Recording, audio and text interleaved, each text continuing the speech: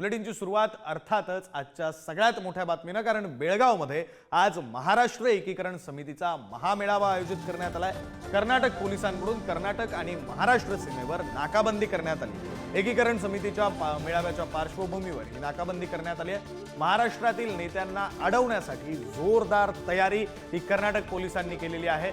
निपाणी पोलिसांकडून कोगनोळी इथल्या दूधगंगा नदी पुलावर नाकाबंदी करण्यात आली, तर महाराष्ट्रातून कर्नाटकात जाणाऱ्या 4 चाकी वाहनांची कसून तपासणी केली जाते।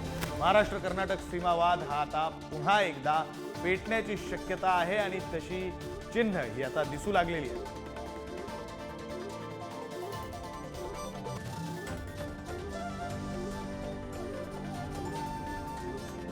बातमी आपण पाहतोय, आज बेळगावमध्ये महाराष्ट्र एकीकरण समितीचा महामेळावा आयोजित करण्यात आलाय। मात्र महाराष्ट्रातील नेत्यांनी बेळगावमध्ये पोहोचू नये यासाठी कर्नाटक पोलिसांकडून मोठा पोलीस फौजफाटा तैनात करण्यात आलेला आहे।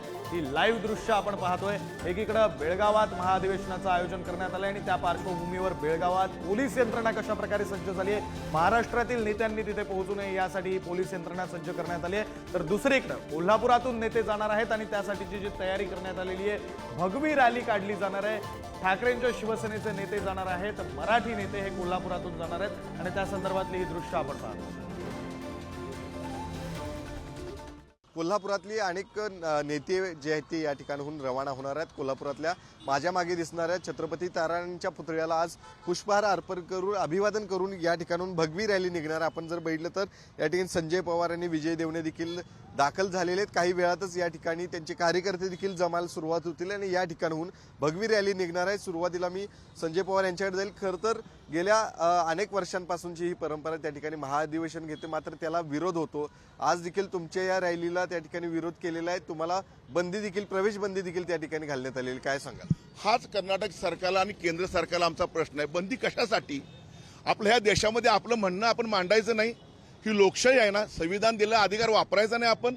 जर मराठी माणसांच्या हद्दीमध्ये येऊन, सीमा भाग म्हणजे काय, सीमा भागात तुम्ही मराठी माणसांवर केलं अतिक्रमण तिथं आणि तिथं अधिवेशन घेताय व त्या अधिवेशनामध्ये मराठी माणसाचं म्हणणं तुम्ही ऐकून घ्यायला नको, त्यांच्या भावना ऐकून घ्यायला नको। ही कुठली दडपशाही, का दडपशाही करताय तुम्ही? आणि मराठी माणसाची एवढी तुम्हाला भीती का वाटते या कर्नाटक सरकारला, कशासाठी?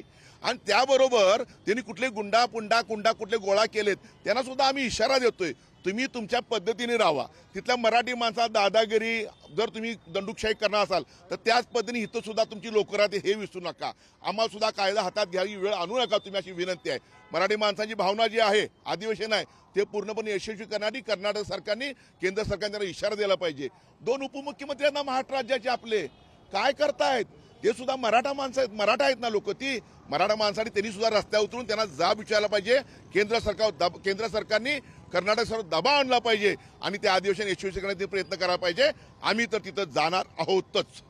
मी त्या ठिकाणी जाणार असं तुम्ही सांगताय, मात्र मोठा बंदोबस्त जो आहे तो सीमेवरती लावण्यात आलेला आहे। कर्नाटकचे पोलीस त्या ठिकाणी तुम्हाला अडवण्यासाठी कालपासूनच सज्ज झालेले आहेत। कसं बघता, याकडे गेल्या अनेक वर्षांची ही परंपरा आहे आणि यावर्षी देखील तेच होतं? नाही, आपल्याला समांतर पद्धतीनं आपण अधिवेशन ज्यावेळेला सरकारनं घ्यायला चालू केलं तर त्या टायमाला मराठी माणसाची ताकद कमी करण्यासाठी केलेला हा प्रयत्न आहे आणि म्हणून आज जर बघितलं तर त्याने आज बंदी घातलेली आहे। काल मॅजिस्ट्रेटने 12 वाजता रात्री 10 वाजता ऑर्डर काढली की माझ्यासह 4 लोकांना त्याने बंदी घातलेली आहे। बंदी घालू देत, पण आम्ही त्या ठिकाणी जाणार। आता त्यांनी मोठा बंदोबस्त लावलाय, समांतर सभा आम्ही त्या ठिकाणी घेणार आणि कर्नाटक सरकारनं जर अडवण्याचा प्रयत्न केला तर त्या ठिकाणी कर्नाटकामधनं येणारी कर्नाटक पासिंगची जी गाड्या आहेत त्या आम्ही त्या ठिकाणी अडवणार आहोत। कॅमेरामन ओंकार वळवडेसह शेखर पाटील, पुढारी न्यूज, कोल्हापूर।